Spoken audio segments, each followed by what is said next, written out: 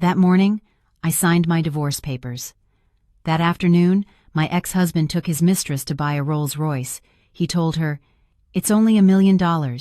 If you like it, we'll take it." The salesman said, "I'm sorry, sir. All 3 of your cards have been declined." The Los Angeles County Courthouse was unusually cold this morning. It wasn't the aggressive chill of overzealous air conditioning, but the profound coldness in the way people look at each other when they come here to sign a piece of paper that ends a life they built together. I sat with my back straight on a gray plastic chair, a cheap blue ballpoint pen in my hand. Its tip rested lightly on the final page of the divorce agreement. On the table, the documents were stacked so neatly, as if everything could just be folded up, tucked into a drawer, and pretended it never existed. But I knew some scratches aren't on paper. They're carved into your heart. Across from me was Richard, the man I'd been married to for 5 years. He sat with his legs crossed, leaning back, one hand idly flicking a silver Zippo lighter, the other holding an unlit cigarette. His eyes on me weren't filled with hatred, nor with sorrow. It was the look of a man who believed, with every fiber of his being, that he was winning. The look of someone standing on high, watching a woman about to fall from the pedestal he called my wife. He smirked, his voice slow but loud enough for the others waiting nearby to hear. "Once you sign that, Eleanor, you're no longer Mrs. Hayes. Don't think for a second that this divorce means you're free. There's no one to pay the mortgage, the utilities, no one to support you like a child. You're 30 years old. What are you even going to do? Run home to your mother's?" I didn't look up. I just flipped to the page that needed my signature, pulled the agreement toward me, and placed the pen exactly where my name was supposed to go. My hand didn't tremble. I had done all my trembling during the long, sleepless nights alone, listening for the sound of his car returning late, smelling the foreign perfume clinging to his collar, and hearing the lies that were so smooth you could only believe them or turn yourself into a paranoid wreck. I had chosen a third option: silence, observation, and documentation. Richard looked at me like I was a piece of outdated furniture. He let out a short, dry laugh. "Silent treatment, huh? Don't pretend to be strong. You've gotten used to living off me." I signed my name. The script was neat, clean, not a single stroke out of place. As I set the pen down, I felt a door slam shut inside my chest. Not the door to love that had died long ago, but the door to my own silent endurance. I pushed the agreement across the table to Richard. The paper rustled. It was a small sound, but to me, it was the snap of a tether breaking. Richard grabbed a pen and signed his name with the swiftness of someone acknowledging a delivery. He tossed the pen on the table and stood up, adjusting the lapels of his tailored black suit. The kind of suit I used to iron perfectly every Monday morning so he could walk out of our home looking like a king. He glanced toward the door, where a young woman was leaning against the wall, arms crossed. Her makeup was as flawless as a magazine cover. A tight-fitting slip dress and stiletto heels made her stand half a head taller than me. And the designer handbag she carried was one I had stared at through a shop window for a long time before deciding it was an unnecessary extravagance. She saw me looking and smiled, a smile as thin as a razor's edge. "Are you done, Richie? I have a car appointment, and this is wasting my time." Richard walked over and put his arm around her, his voice disgustingly affectionate. "What's the hurry? We just finished." He turned back to look at me, his eyes gleaming with malicious delight. "Eleanor, just so you know, I'm taking Amber to pick up her new car this afternoon, a Rolls-Royce. About $1 million, maybe a little more. I bet you'll never even touch a steering wheel like that in your entire life." I finally lifted my head and looked directly into his eyes. Not to beg, not to question. I just looked at him like he was a stranger telling a hollow story. "I wish you and Amber a lifetime of happiness," I said slowly, clearly.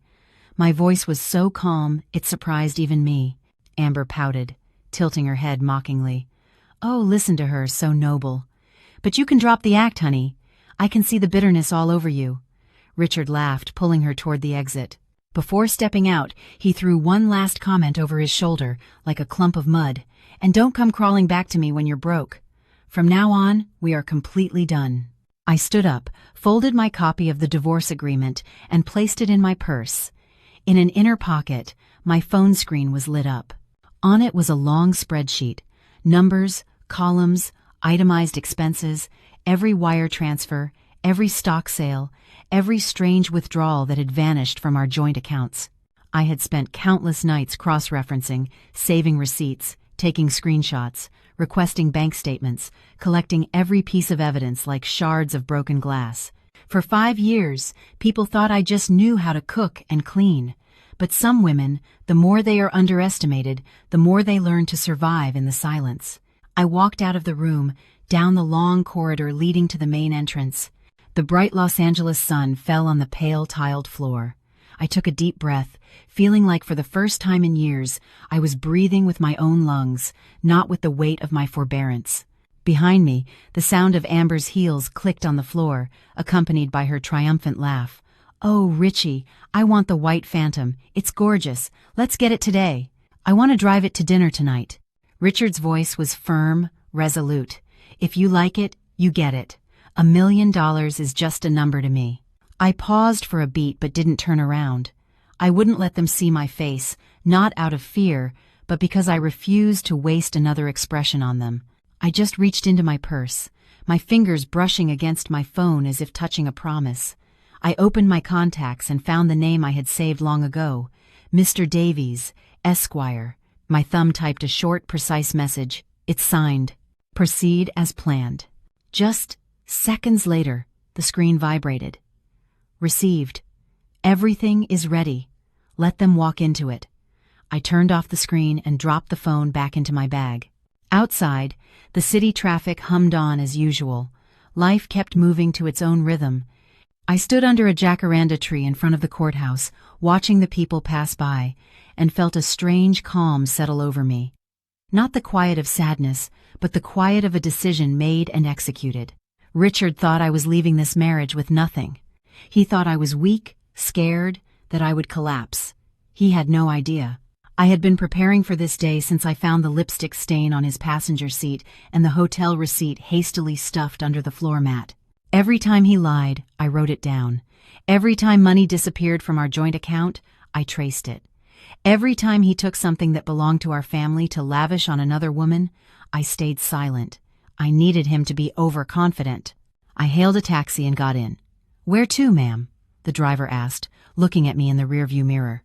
I gave him the address as calmly as if I were going to a regular appointment. The Rolls-Royce dealership in Beverly Hills. The driver paused for a second, then gave a slight, awkward laugh. "That's where the big money is. Going car shopping?" I looked out the window, at the sun racing across the pavement. Inside me, a small fire had just ignited. Not hot and angry, but steady and enduring, like glowing embers.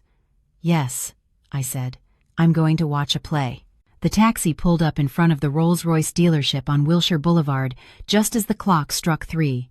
The building was a towering monument of glass and steel, gleaming under the California sun, reflecting the sky like a giant diamond set amongst the palm trees. I stepped out of the car, adjusted the strap of my purse, and took a deep breath. The scent of high-end leather and the cool rush of conditioned air hit me the moment the automatic glass doors slid open, carrying with them a feeling of deliberate, unattainable luxury. It was a feeling that once made me think it belonged to another world, a world not meant for a woman who, until recently, spent her years worrying about grocery lists and dinner plans. Inside, the showroom was serenely opulent. The polished marble floors reflected the soft light from crystal chandeliers.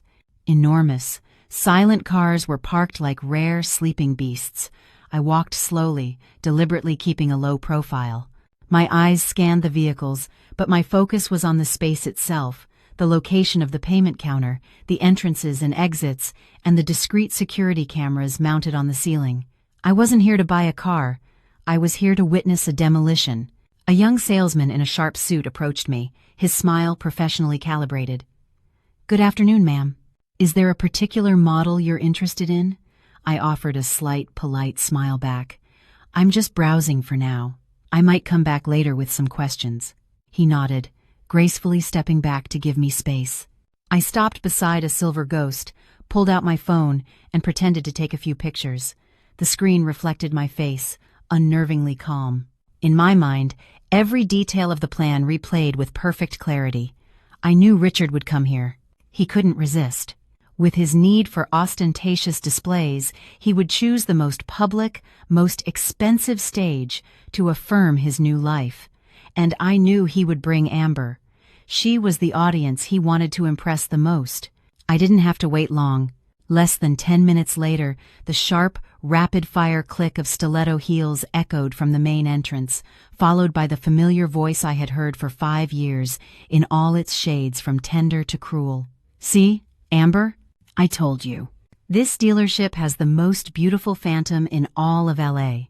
Richard strode in, Amber on his arm.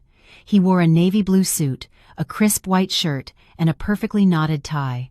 Amber was in a form-fitting white dress, her hair in perfect waves, her face a mask of meticulous makeup.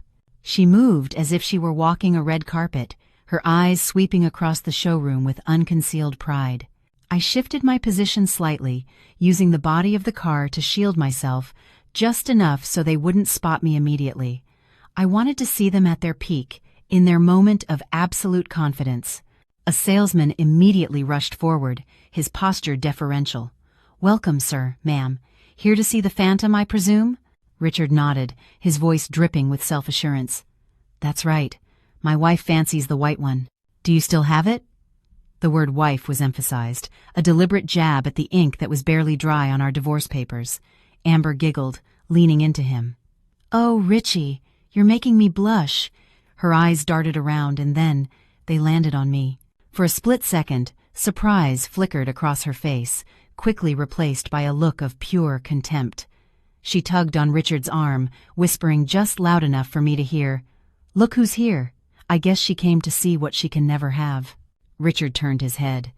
When he saw me, he froze for a beat before a wide, condescending grin spread across his face. "Eleanor, fancy seeing you here." I stepped out from behind the car, facing them directly. I wanted to see the cars, too. Amber sneered, her eyes raking over my simple blouse and slacks. "You like Rolls-Royces? That's cute. But these are a little out of your price range, don't you think?" I didn't answer her. Instead, I looked at the salesman and asked a simple, calm question. "What kind of engine does this ghost have?" Before the young man could reply, Richard cut in, his voice oozing superiority. "She's just window shopping.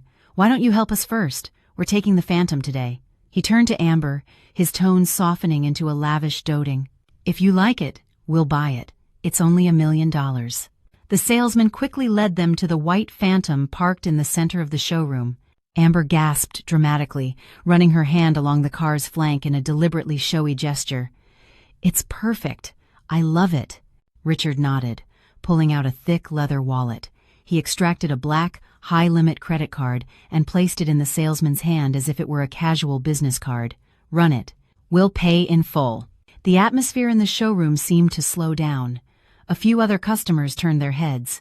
$1 million isn't a sum you hear being spent on a casual Tuesday afternoon. Amber stood beside him, chin held high, her eyes sparkling with smug satisfaction. I stood a few feet away, leaning lightly against another car, my phone in my hand. My heart beat steadily. I wasn't nervous. I wasn't anxious. I knew exactly what was about to happen. I was just waiting for the curtain to rise. The salesman took the card to the payment counter. Richard crossed his arms, the picture of nonchalant wealth. Amber turned to me, a smirk playing on her lips. "You see, Eleanor, some things in life you can't get just by wanting them." I looked her straight in the eye. "You're right. Some things look solid, but they're hollow on the inside." Her brow furrowed, not quite understanding, when a sharp, dry beep came from the counter. The salesman stared at the screen of the card machine, then typed in the numbers again. His eyebrows drew together slightly. Richard frowned. "What's taking so long?" The salesman looked up, a hint of confusion in his professional smile. "Sir, I'm sorry, but the transaction was declined." The air in the showroom went still.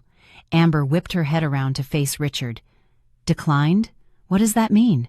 Richard forced a laugh, waving his hand dismissively. "It's probably just their machine. Run it again." The salesman did as he was told. The screen flashed the same red text. I stood there, feeling like I was watching a slow-motion film. I knew this was only the opening scene. Richard pulled out another card, a platinum one this time, and tossed it onto the counter. "Use this one." The salesman was more careful now, his movements deliberate. Once again, the transaction was rejected. Amber was losing her composure, her voice rising in pitch. "Richie, what is going on?" Richard didn't answer. He took out his third card, the exclusive, invitation-only Amex Black card, and swiped it himself. The showroom was so quiet I could hear the hum of the air conditioning. The salesman hit enter. The screen lit up with the same familiar words. "Sir," the salesman said, his voice now laced with genuine unease, "this card isn't working either." Amber stood frozen. Richard was stunned into silence for a moment, then his face flushed a deep, angry red. "What? That's impossible. How could all three of them be declined?"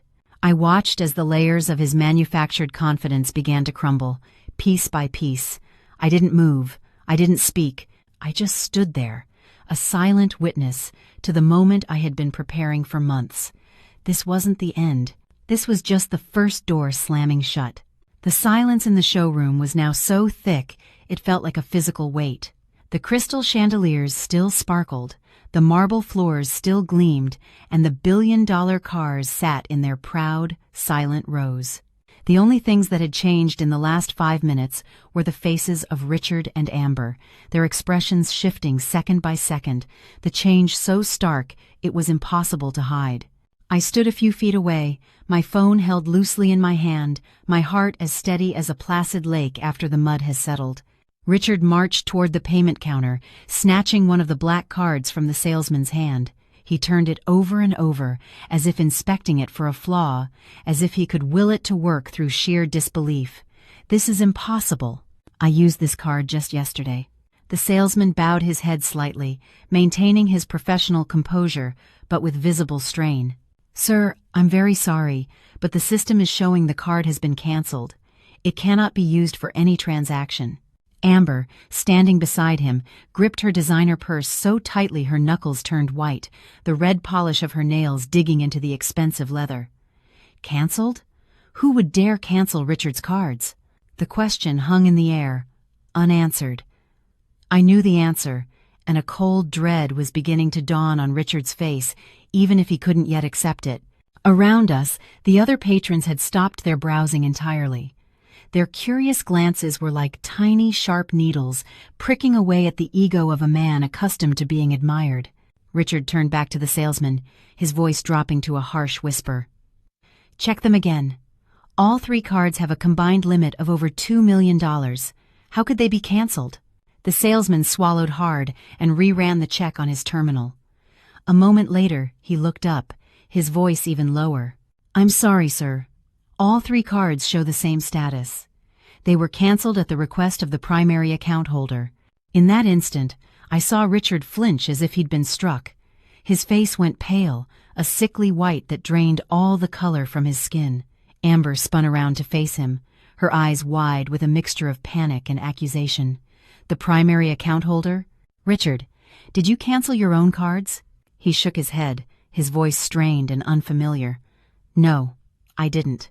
I took one step forward, not to draw attention, but to position myself directly under the light, where they could see me clearly.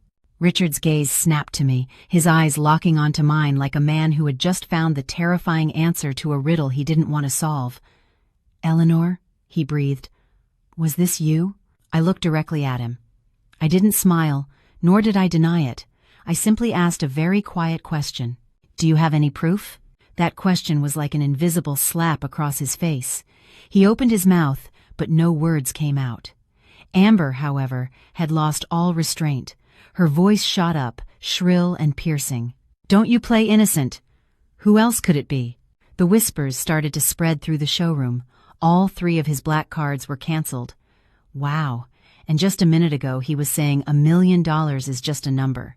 Talk about a fall from grace. Each word landed like a cold stone on the marble floor. Richard clenched his fists, his nails biting into his palms. He turned back to the counter, his voice now almost pleading. "Is there another way? A wire transfer? Anything?" The salesman shook his head. "I'm sorry, sir. The bank accounts linked to these cards have also been frozen." At present, you are unable to make a payment of this size through any method here." Amber let out a dry, choked laugh that she quickly stifled. She glanced around, realizing just how many people were staring at her. The arrogant smile from minutes ago was gone, replaced by a raw, unconcealable embarrassment. "Richie," she whispered, "maybe we should just go." Richard didn't answer. He stood there like a statue with a crack running through it, his eyes fixed on the white phantom one last time with a look of bitter longing. The showroom manager finally emerged, his expression polite but firm. "Sir, ma'am, if you are unable to complete the transaction today, I must ask you to please come back another time, so as not to disturb our other clients." That sentence was the final nail in the coffin. Amber dropped her head, grabbed Richard's arm, and pulled. "Let's go, Richie." He turned, his back no longer straight and proud, and walked toward the exit. I stood and watched them go. As soon as they were out of sight, I received a text from Mr. Davies. Phase 1 complete. Prepare for Phase 2. I left the dealership a few minutes after them. The afternoon sun had softened, and a light breeze rustled the palm trees. I wasn't euphoric. I wasn't triumphant. The moment of their public humiliation had been enough to close the chapter on Richard's final act of arrogance. The rest didn't require an audience, only the law. The taxi dropped me in front of a skyscraper in downtown LA, home to Mr. Davies's law firm. I went straight up to the 50th floor, where cool white light illuminated the hallway. Mr. Davies was waiting for me in a glass-walled conference room, a thick stack of binders laid out neatly before him. He nodded as I entered. "How did it go at the dealership?" I sat down, placing my purse on the polished table. "Exactly as we predicted." He smiled, not with glee, but with the quiet confidence of a man whose plan was unfolding perfectly. Those cards were all issued during the marriage.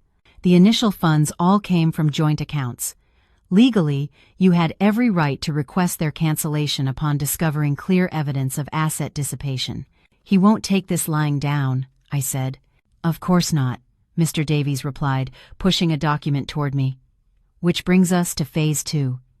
This is the emergency motion to freeze his assets. The house in his mother's name, the car registered to a friend, the offshore accounts. We don't need to be loud. We just need to be precise." I took the file and flipped through the pages. Each line of text felt like another layer of skin being peeled back, revealing the true face of the man I had once called my husband. "What do you think his reaction will be?" I asked. Mr. Davies paused for a moment. "Panic. Then anger. Then he'll try to shift the blame. But eventually, when he finds every escape route blocked, he'll be forced to face reality." I signed my name. The pen stroke was firm, steady. I was no longer the woman afraid of losing her family. That family had been lost long ago. Today, I was just officially acknowledging it. Leaving the law office, my phone rang before I even reached the elevator. Richard's name flashed on the screen. I stared at it for a second, then answered, "Eleanor, what the hell do you think you're doing?" His voice was no longer arrogant, no longer sharp. It was raw and edged with something that sounded like fear. "I'm taking back what's mine," I said calmly. "Don't push it, Eleanor. You're the one who pushed, Richard." There was a tense silence on the other end. I could hear his ragged breathing. "Those cards, that was you, wasn't it?" I acted within my legal rights. "Do you have any idea what you're doing? You're backing me into a corner." I watched the endless stream of cars below. "You backed me into a corner a long time ago." I hung up. Not out of anger, but because there was simply nothing left to say. That evening, another text came from Mr. Davies. "Motions filed. The court will review them tomorrow morning. High probability of approval." I put my phone down and leaned back on the sofa in my empty apartment. This home had once been filled with laughter, then slowly, only a heavy, oppressive silence. I used to think divorce was the end. Now I understood. It was just the beginning of getting justice. The next morning, as I was making coffee, the doorbell rang. When I opened it, Richard was standing there. His shirt was wrinkled, his tie was crooked, and his face was etched with exhaustion. "Can I come in and talk?" I blocked the doorway. "Say what you need to say right here." He swallowed hard. "I know I was wrong. But freezing all my assets like this, my company can't operate. I can't make payroll. Those assets don't belong only to you, Richard. I'll give you your share back. Just stop this. I don't believe in promises anymore. He clenched his hands. Are you trying to destroy me? I looked him straight in the eye. I just want you to be held accountable. He stood there for a long moment, then turned and walked away. His shoulders were slumped, all the swagger of a successful man completely gone. It was less than a week later that the real fallout began. Richard's business partners started putting projects on hold. The banks began reviewing his loans. His company was drowning in a financial audit. I didn't have to do anything else. The system simply began to correct itself once the truth was brought to light. One afternoon, I ran into Amber in the courthouse hallway while filing additional paperwork. She wore no heavy makeup, no designer clothes. "Are you happy now?" she asked, her voice hollow. I looked at her, feeling neither anger nor pity. "You should be asking yourself why you're here." She gave a bitter laugh. He told me everything was fine. I believed him. Believing in someone else's money is always a risk. She lowered her head and walked away in silence. That evening, I received the court's preliminary order. The asset freeze was upheld, pending a full hearing. I read the document over and over, not with joy, but with relief. It felt like I was finally standing on solid ground after years of walking on thin ice. I knew the real storm was still ahead. The trial would be where everything was laid bare, where Richard could no longer hide behind his money or his words. But I wasn't afraid. I had already survived the longest nights. After the first court hearing, I thought I might finally have a moment to breathe. But I was wrong.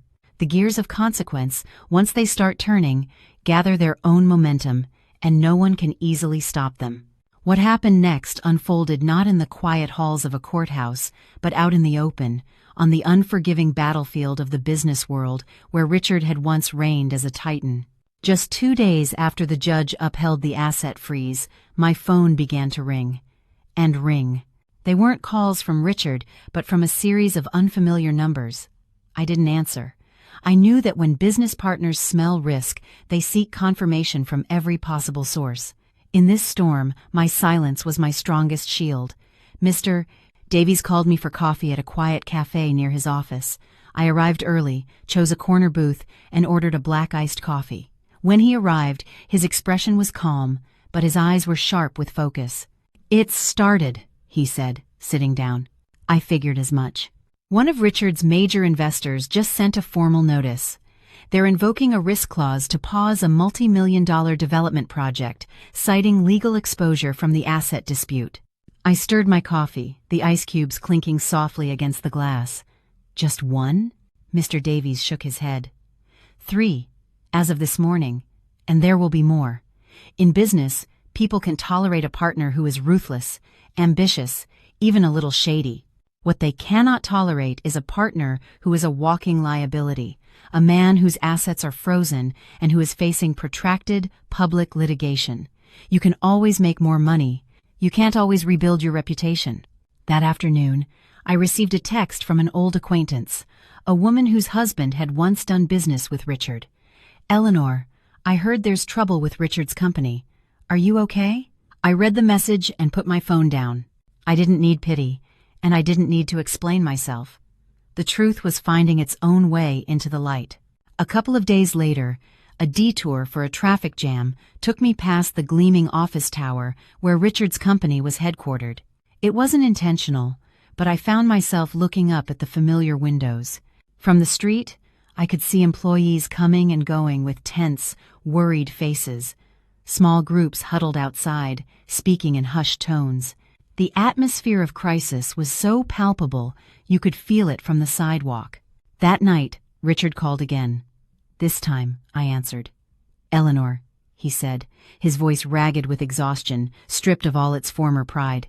"Can you tell your lawyer to slow down? Just for a little while?" "Slow down what, Richard?" "My partners are backing out. The banks are calling me nonstop.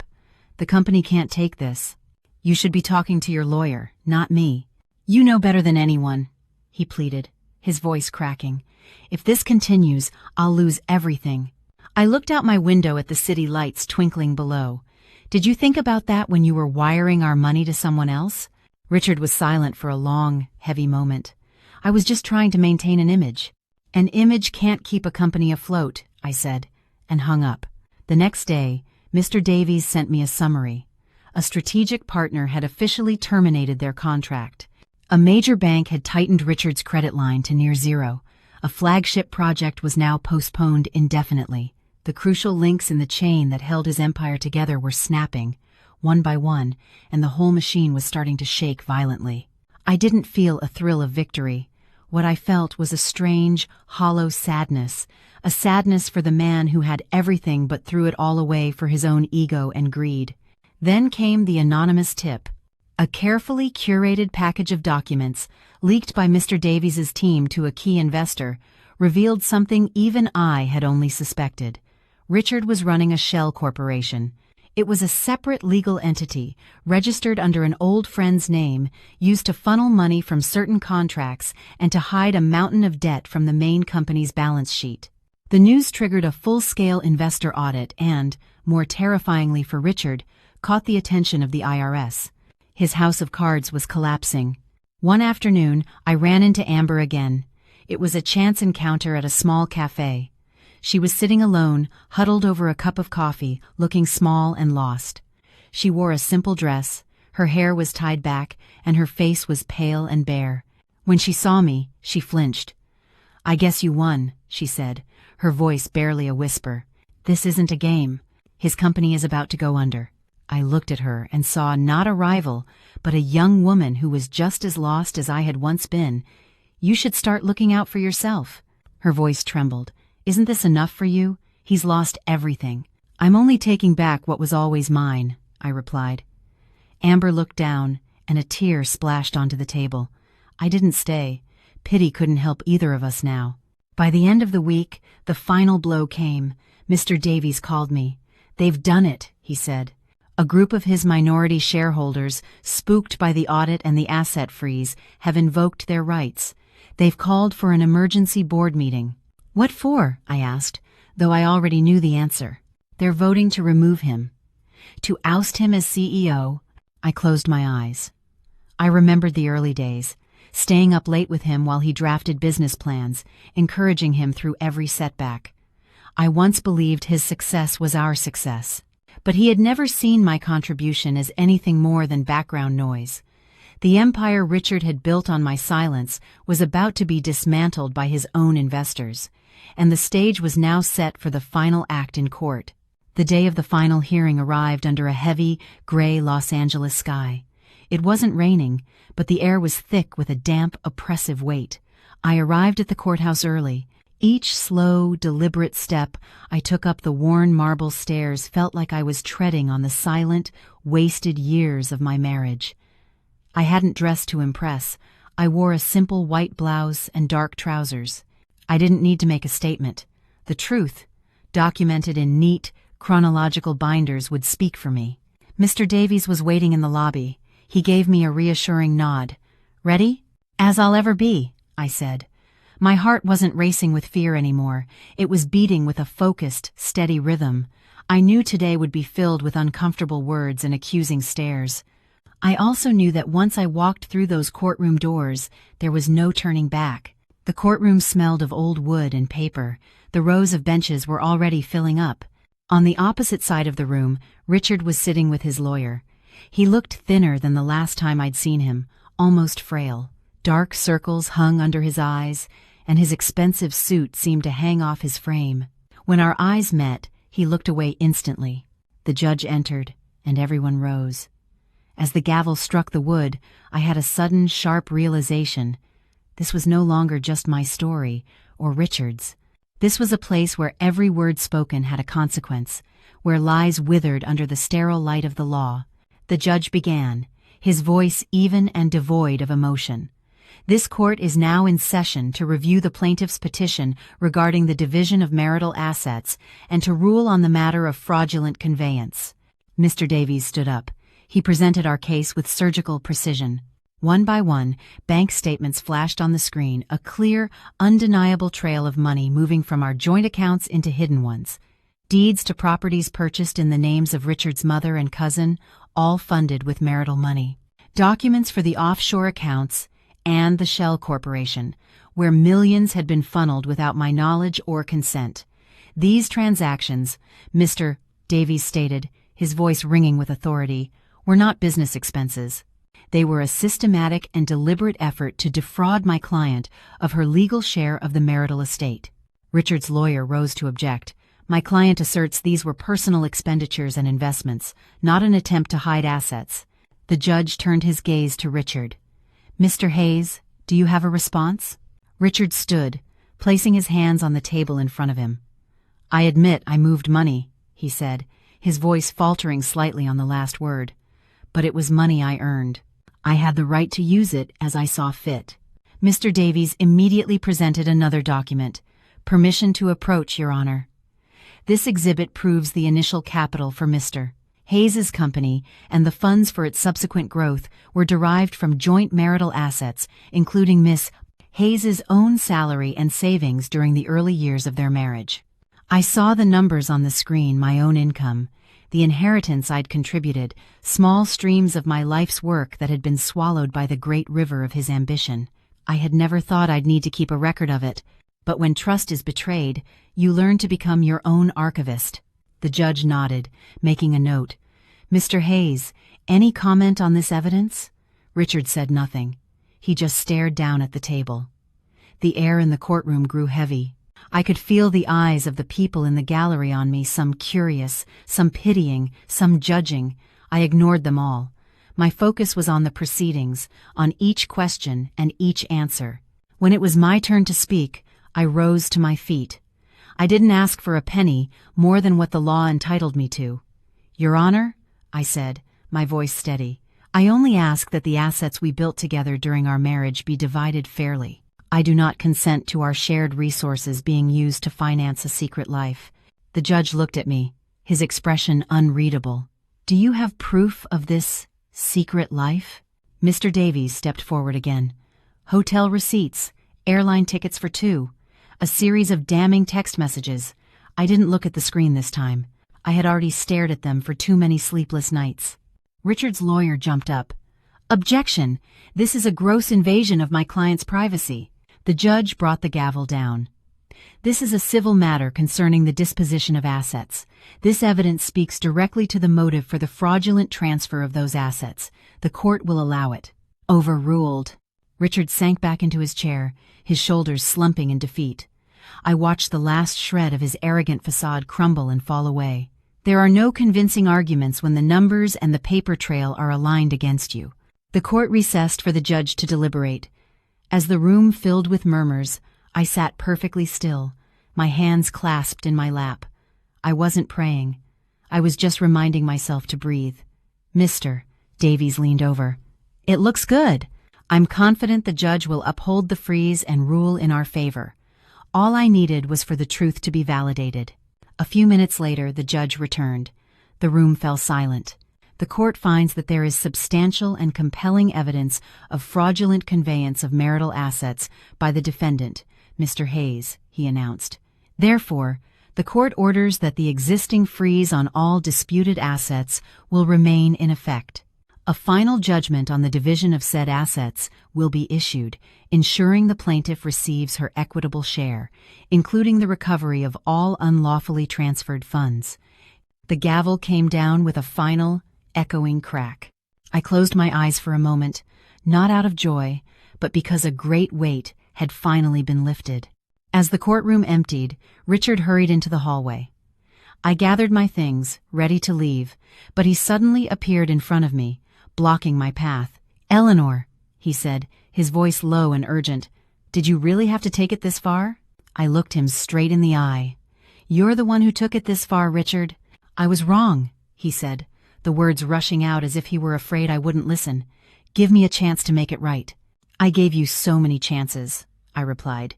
You ignored every single one. He stood frozen for a moment, then took a step back.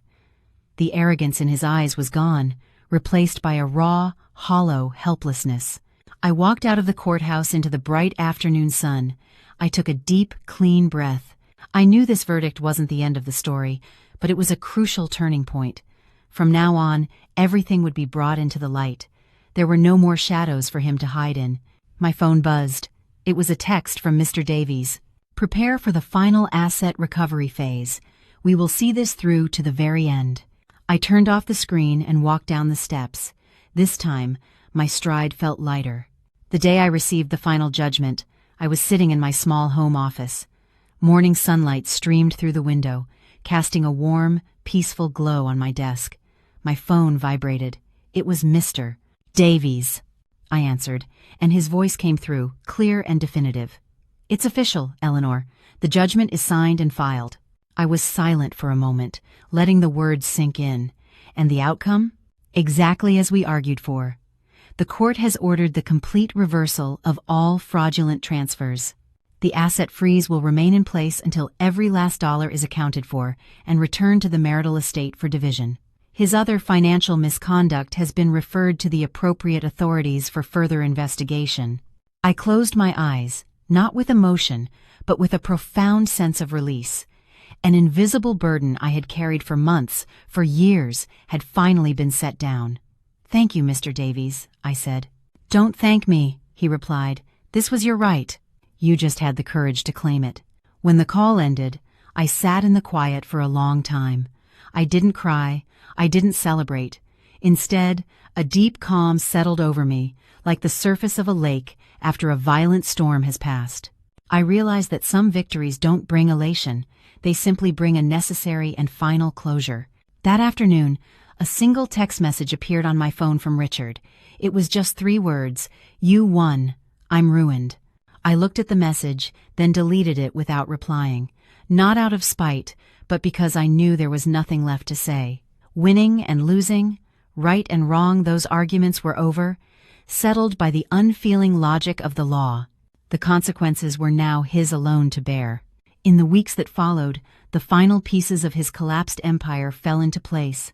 I heard his company had officially filed for bankruptcy. Employees were let go, creditors lined up. The high-interest loans he had taken out in a desperate attempt to stay afloat were now coming due, and there was nothing left to pay them with. The man who once moved through Los Angeles's most exclusive circles was now facing the stark, unglamorous reality of total financial ruin. I didn't seek out this information. The story was over for me. One evening, while clearing out a closet, I found an old journal from the first years of our marriage. The pages were filled with my youthful, hopeful handwriting, detailing dreams and plans we had made.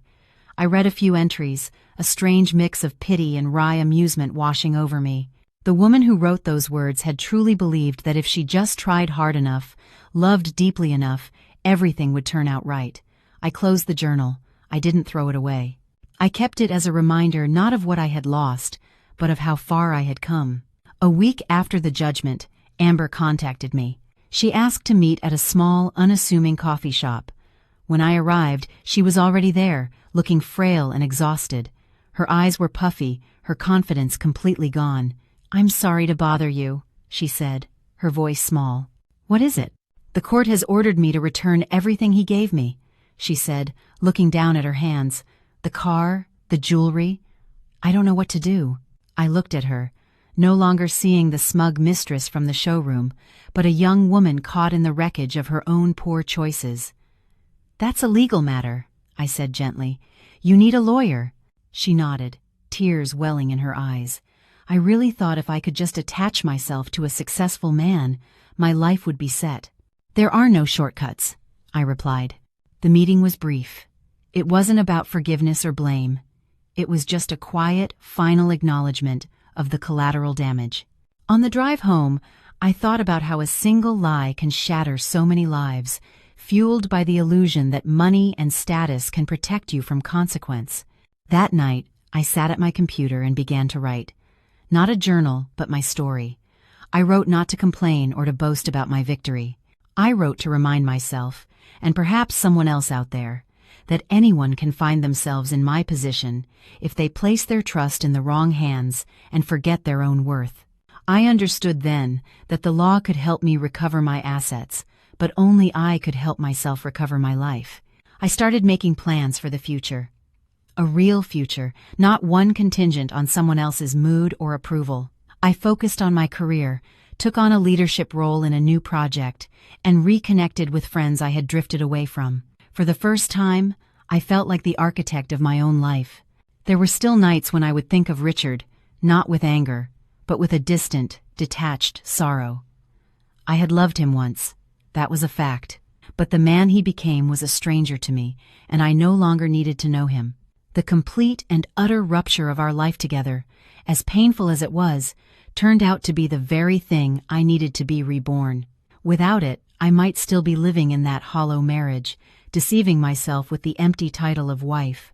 I learned that freedom isn't a destination you arrive at, it's a path you choose to walk every day, and my journey was just beginning. The days following the final judgment weren't filled with the cinematic sparkle of a new beginning. There were no triumphant montages, no celebratory toasts with friends clinking champagne glasses. Life after the storm was quiet, almost unnervingly so.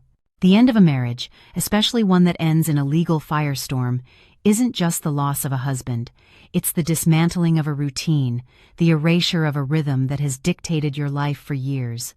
In the beginning, I'd wake up early out of habit, my body still wired to a schedule that no longer existed. There was no one to make breakfast for, no one's mood to gauge for the day. I'd make my coffee, open the blinds, and watch the city come to life, just as I had before. But now, I wasn't watching it from the sidelines. I understood that every morning I woke up was for me, not in service of a role I was no longer playing. I started reclaiming my space, both physically and mentally.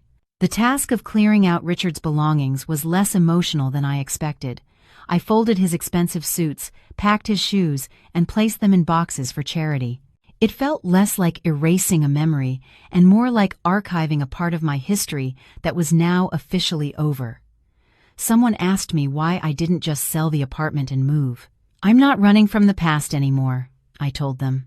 "This is the place where I hurt, and this is the place where I healed.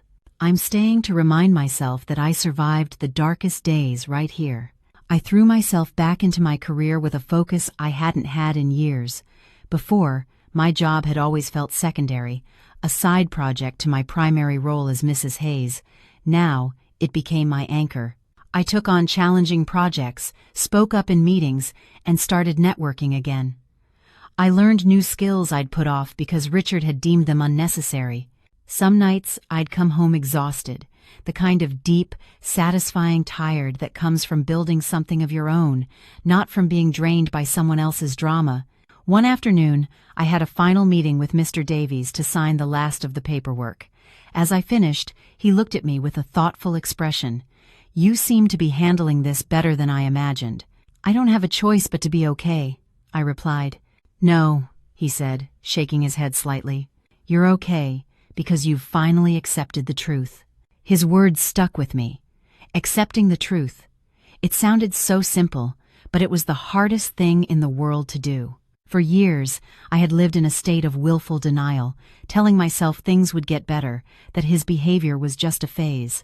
Many people would rather live in a familiar, comfortable pain than face a truth that demands they change their entire lives. I had been one of them. I started spending more time with my family. I drove up the coast to visit my mother, cooked with her, and listened to her stories. She never once asked about Richard or the divorce. She didn't need to. One day, as I was washing dishes, she came and stood beside me. "You've lost weight," she said softly. "I'm fine, Mom." "I know," she said, "but you don't always have to pretend to be so strong." I turned away, surprised by the sudden sting in my eyes. Some words don't need to be profound to hit the most vulnerable part of you. I also had to learn how to be alone again. The silence of the apartment was deafening at first. No television blaring sports, no tense arguments, no anxious waiting. I started filling the quiet with things I loved: books, music, sometimes just my own thoughts. The solitude, once a source of dread, slowly transformed into a peaceful sanctuary. It was the space I needed to hear my own voice again, a voice I had silenced for far too long. An old friend asked me over dinner one night, "If you could go back, would you still have married him?" I thought about it for a long moment. "Yes," I said. She looked at me, stunned. "After everything he did?" "Yes," I repeated, because without that marriage, without that pain, I wouldn't be the person I am today. I no longer saw the past as a mistake. It was a lesson, an expensive, painful lesson, but one I had finally learned. I started observing the women around me more closely and saw my old self in so many of them. The silent compromises, the forced smiles, the quiet desperation of trying to hold together something that was already broken. I never offered advice. I had no right.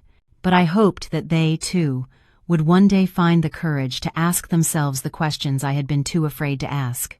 There were still moments when I would dream of Richard. In my dreams, he wasn't the monster he had become, but the charming, ambitious man I had fallen in love with. I'd wake up with a pang of sadness, not for the man he was, but for the man I thought he could have been. The feeling would pass. It was just a ghost, an echo of a life that was no longer mine. My future was an unwritten page. I didn't know who I would meet or where I would be in 5 or 10 years. But for the first time, that uncertainty didn't scare me. I had been at the bottom, and I had learned how to climb back up on my own. I wrote these final thoughts not to celebrate my strength, but to acknowledge that rebirth is not a single event. It's a process. It's the sum of 1,000 small choices you make every day to be a little truer to yourself, a little kinder to your own heart. And my story wasn't over. It had just found a new and much better beginning.